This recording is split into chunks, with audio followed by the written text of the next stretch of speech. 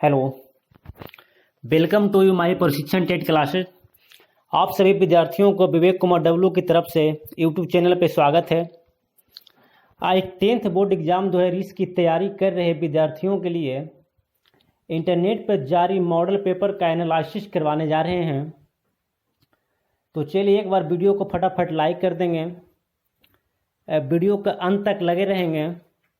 आपको इसमें 80 क्वेश्चन में से 40 क्वेश्चन का आंसर आज आपको बीच इस वीडियो के माध्यम से मिलेगा। तो चलिए वीडियो को स्टार्ट करते हैं।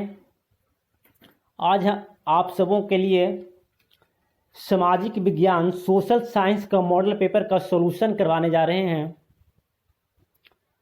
तो जो भी 10th क्लास के जो बच्चे होंगे वह इंट्रैक्शन देखते हुए फॉलो करते हुए चलेंगे।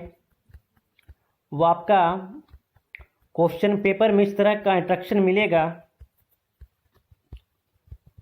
तो चलिए सेक्शन ए से स्टार्ट करते हैं। आपका ऑब्जेक्टिव टाइप का जो क्वेश्चन है वो आपका आंसर करवाएंगे। इसमें आपको सॉल्यूशन करवाते हुए चलेंगे। तो पहला प्रश्न आपका है, पहला प्रश्न स्क्रीन पे लगा दिए हैं। इसमें आपका पहला प्रश्न कह रहा है कि हिंद चीन में कौन सा राष्ट्र शामिल नहीं है।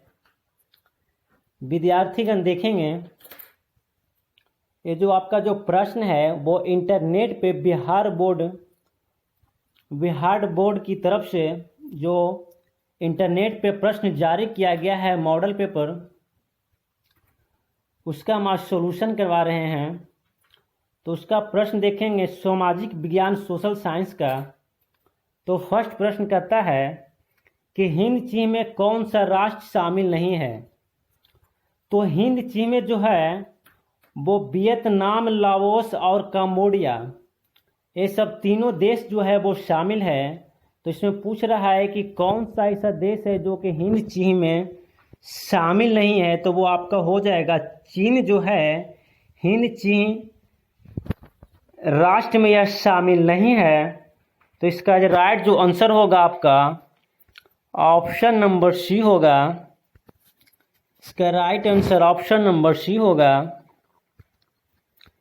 अगला प्रश्न देखेंगे, कहते हैं वियना कांग्रेस कब हुआ था। वियना कांग्रेस कब हुआ था। तो वियना कांग्रेस जो है वो 1815 ईस्वी में हुआ था। यानी कि आपका ऑप्शन नंबर 2 का जो है वो ए होगा। अगला प्रश्न देखेंगे, अगला प्रश्न आपका कहता है कि भारत में गदर पार्टी की स्थापना किसने किए थे। भारत में गदर पार्टी की स्थापना किसने की थे। तो गुरदयाल सिंह ने, या चंद्रशेखर आजाद ने, या लाला हरदयाल ने, या कहता आपका ऑप्शन नंबर डी की सोहन सिंह भाखना ने। तो इसका जो राइट जो आंसर होगा आपका कि गदर पार्टी की स्थापना लाला हरदयाल ने किए थे, यानी कि आपका ऑप्शन नंबर सी होगा। अगला प्रश्न कहता है कि द्वितीय महायुद्ध के बाद यूरोप में किस संस्था का उदय आर्थिक दुष्प्रभावों को समाप्त करने के लिए हुआ। तो द्वितीय महायुद्ध के बाद यूरोप में जो है आर्थिक दुष्प्रभावों को समाप्त करने के लिए यूरोपीय संघ आए थे। कौन आए थे। तो यूरोपीय संघ आए थे। इसका ऑप्शन नंबर जो होगा वो आपका डी होगा। अगला प्रश्न देखेंगे, अगला प्रश्न कहता है कि नरोत्तम सिन्हानुक किस देश के शासक थे। नरोत्तम सिन्हानुक किस देश के शासक थे। वियतनाम, लाओस, थाईलैंड या कंबोडिया। तो नरोत्तम सिन्हानुक जो थे वो कंबोडिया के शासक थे। आपका ऑप्शन नंबर डी होगा। आपका right answer option number D होगा। आगे के प्रश्न देखते हैं, कहता है वाष्प चालित इंजन का आविष्कार किसने किया था।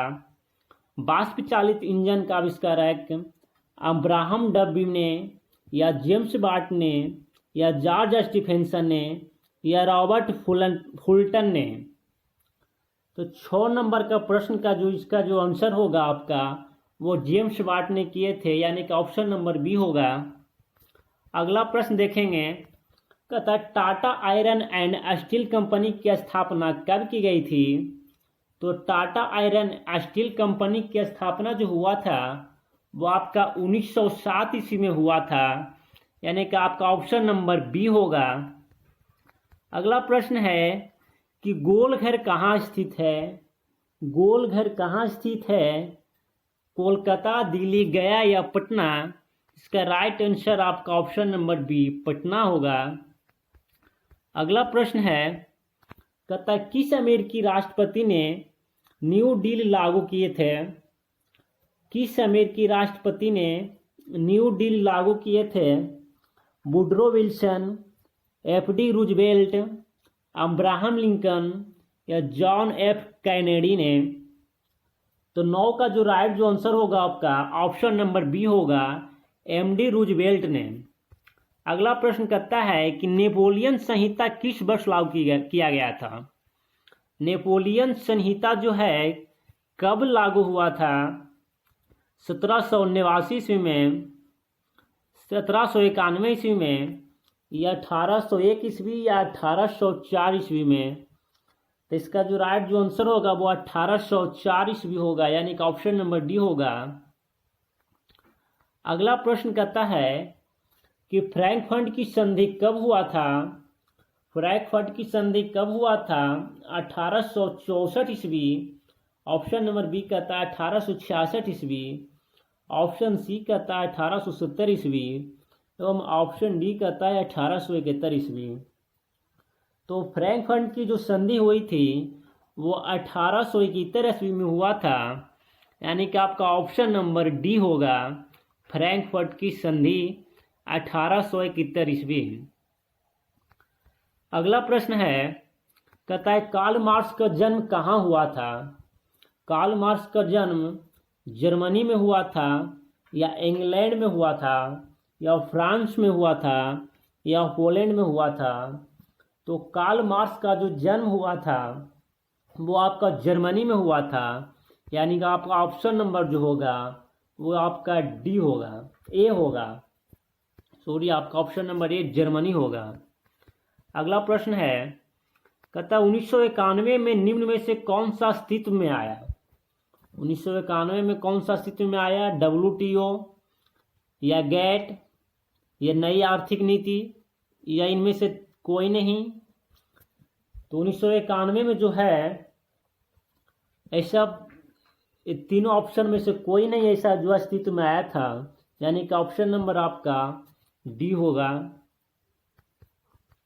अगला प्रश्न है, कहता इन आर्थिक क्रियाओं में कौन सी प्राथमिक क्षेत्र से संबंधित नहीं है? एक कौन सी क्रियाएं जिसमें प्राथमिक क्षेत्र से संबंधित नहीं है? तो पहला है मत्स्य पालन, दूसरा है बैंकिंग, तीसरा है खनन एवं आपका चौथा जो है वो वन है। चौथा जो है वो वन है। तो इसमें जो बैंकिंग जो है वो प्राथमिक क्षेत्र से नहीं आते हैं, और ये जो मत्स्य उत्पाद जो कृषि या मत्स्य ये सब जो है खनन वन ये सब आपके प्राथमिक क्षेत्र से संबंधित हैं, एवं बैंकिंग जो है ये आपका बैंकिंग प्राथमिक क्षेत्र से नहीं आते हैं। अगला प्रश्न देखेंगे, कहता है जमशेदपुर, दुर्गापुर, भिलाई और सलेम किस उद्योग के केंद्र हैं? सीमेंट के, चीनी के, आयरन और स्टील के एवं वस्त्र के।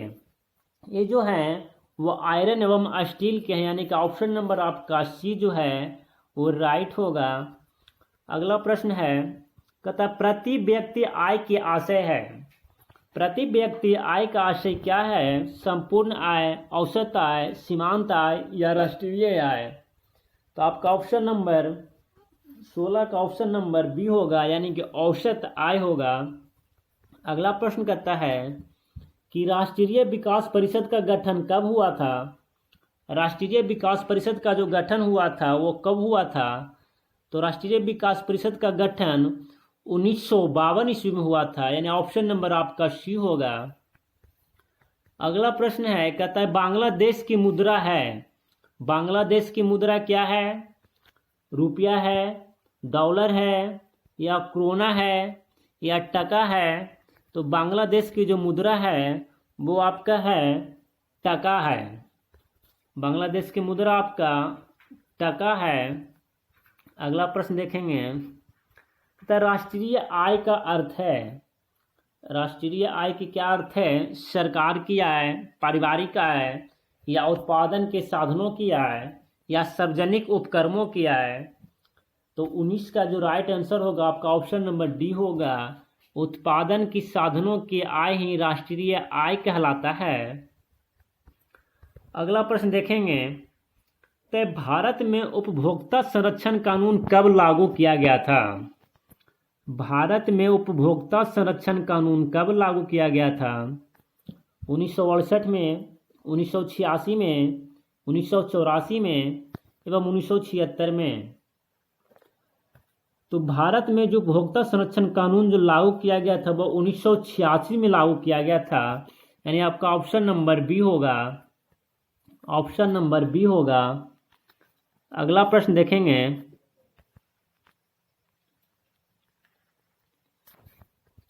कहता है भूमि विकास बैंक द्वारा किस प्रकार का ऋण प्रदान किया गया था? भूमि विकास बैंक द्वारा किस प्रकार का ऋण प्रदान किया गया था? वह जो ऋण था वो आपका दीर्घकालीन ऋण था। दीर्घकालीन ऋण भूमि विकास बैंक द्वारा प्रदान किया गया था, यानी कि ऑप्शन नंबर आपका सी होगा। अगला प्रश्न है कि भारत में किस प्रकार की आर्थिक प्रणाली पाई जाती है? भारत में किस प्रकार की आर्थिक प्रणाली पाई जाती है?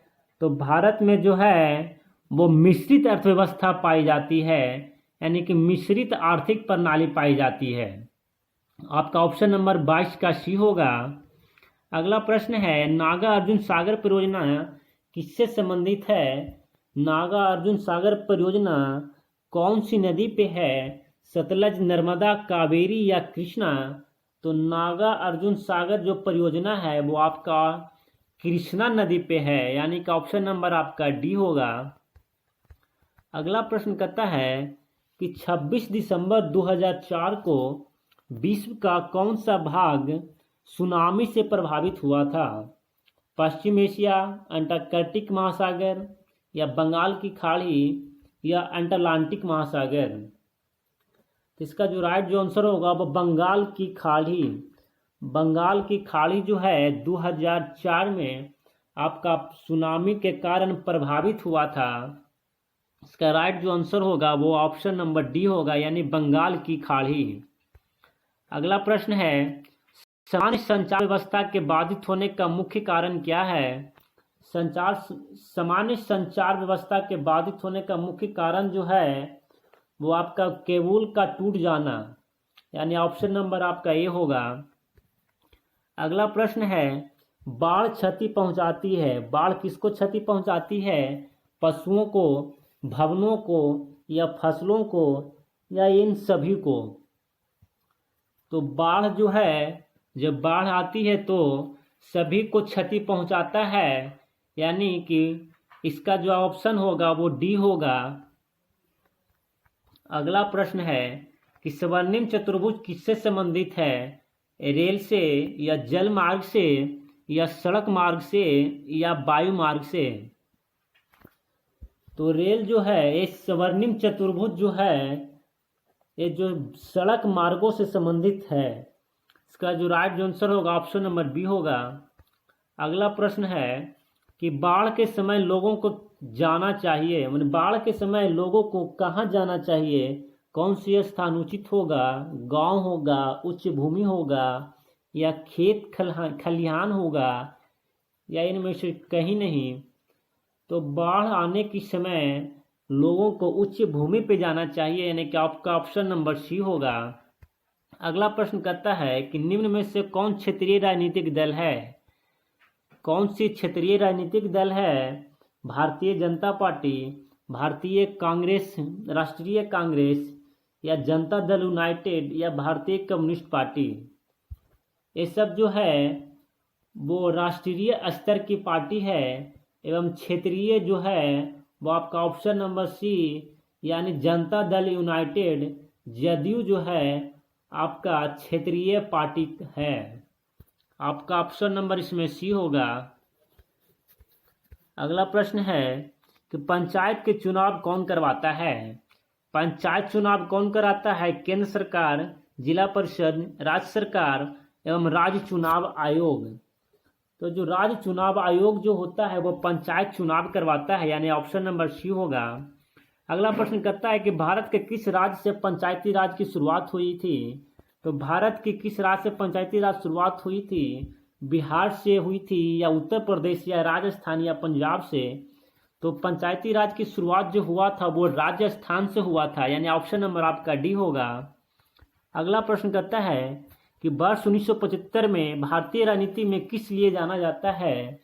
वर्ष 1975 भारतीय राजनीति में किस लिए जाना जाता है? इस वर्ष आम चुनाव हुआ था 1975 में, या इस समय श्रीमती इंदिरा गांधी प्रधानमंत्री बनी थी, या इस समय 1975 ईस्वी में देश में आंतरिक आपातकाल लागू हुआ था, या जनता पार्टी की सरकार बनी थी। तो 1975 में जो हुआ था वो आपका इस समय श्रीमती इंदिरा गांधी प्रधानमंत्री बनी थी।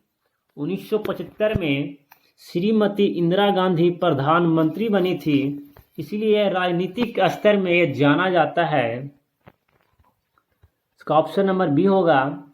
अगला प्रश्न है कि ताड़ी विद्रोह आंदोलन किस प्रांत से शुरू किया गया था।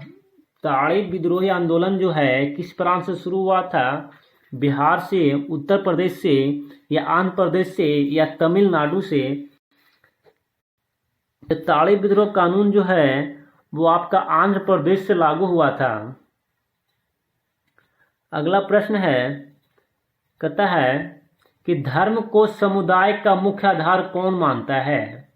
धर्म को समुदाय का मुख्य आधार जो है सांप्रदायिक या नारीवादी या धर्मनिरपेक्ष, या ऑप्शन नंबर डी कहता है जातिवादी। तो इसका राइट जो आंसर होगा आपका ऑप्शन नंबर ए होगा, यानी सांप्रदायिक होगा। धर्म को समुदाय का मुख्य आधार जो है सांप्रदायिकता होता है। अगला प्रश्न कहता है कि सत्ता में साझेदारी सही है क्योंकि। सत्ता में साझेदारी सही है क्योंकि यह विविधता को बढ़ाती है। ऑप्शन नंबर बी कहता है यह देश की एकता को कमजोर करती है, यह फैसले लेने में देर करवाती है, या विभिन्न समुदायों के बीच टकराव करती है। तो इसका जो राइट जो आंसर होगा आपका, ये जो है सत्ता में साझेदारी जो है विभिन्न समुदायों के बीच टकराव कम करती है। विभिन्न समुदायों के बीच टकराव जो है कम करती है। सत्ता में साझेदारी जो है विभिन्न टकरावों को कम करती है। अगला प्रश्न है 36, कहता है नेपाल में सप्तदलीय गठबंधन का मुख्य उद्देश्य क्या था। नेपाल में जो सप्तदलीय गठबंधन हुआ था उसका मुख्य उद्देश्य क्या था। ऑप्शन नंबर ए कहता है राजा को देश छोड़ने पर मजबूर करना। ऑप्शन नंबर बी कहता है लोकतंत्र की स्थापना करना। ऑप्शन सी कहता है भारत नेपाल के बीच संबंधों को बेहतर बनाना। एवं ऑप्शन डी कहता है सर्वदलीय सरकार की स्थापना करना। इसका जो राइट जो आंसर होगा वो लोकतंत्र की स्थापना करना। सर्वदलीय बैठक में गठबंधन में जो हुआ था इसका मुख्य उद्देश्य था कि लोकतंत्र की स्थापना करना।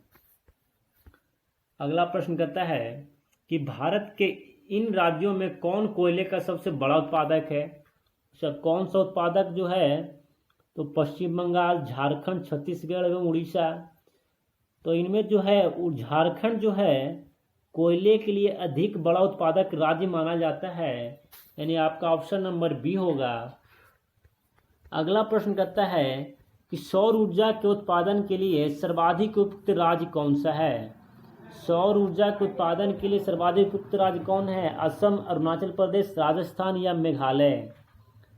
तो ये जो है आपका राजस्थान जो है वो सर्वाधिक उपयुक्त है। राजस्थान जो है सर्वाधिक उपयुक्त है। अगला प्रश्न कहता है कि बिहार की पहली नदी घाटी परियोजना कौन है? गंडक नदी घाटी परियोजना, कोसी नदी घाटी परियोजना, या बागमती परियोजना, या सोन नदी घाटी परियोजना? तो ये जो है आपका कोसी नदी घाटी परियोजना जो है बिहार की पहली नदी घाटी परियोजना है। कोसी नदी घाटी परियोजना बिहार की पहली नदी घाटी परियोजना कहलाती है। देखिए आपका ऑप्शन नंबर इसका बी होगा राइट। अगला प्रश्न है 40 नंबर, कहता सुंदरवन टाइगर रिजर्व कहाँ है? सुंदरवन टाइगर रिजर्व कहाँ है? पश्चिम बंगाल। ऑप्शन नंबर बी कहता है उड़ीसा। ऑप्शन सी कहता है उत्तराखंड एवं ऑप्शन डी कहता है केरल। तो सुंदरवन टाइगर रिजर्व जो है वो आपका पश्चिम बंगाल में है, यानी कि आपका ऑप्शन नंबर जो होगा वो ए होगा। आपका राइट जो आंसर होगा ऑप्शन ए होगा। तो चलिए आपका हम 40 क्वेश्चन करवा दिए हैं। अगला जो 41 से जो होगा हम आपको पार्ट 2 वीडियो में एक पार्ट 2 वीडियो प्रोवाइड कर देंगे। तो चलिए अगर इस वीडियो अच्छा लगा हो आपके लिए उपयुक्त है तो एक बार जाने से पहले वीडियो को शेयर कर देंगे अपने दोस्तों के बीच, अपने ग्रुप में। धन्यवाद।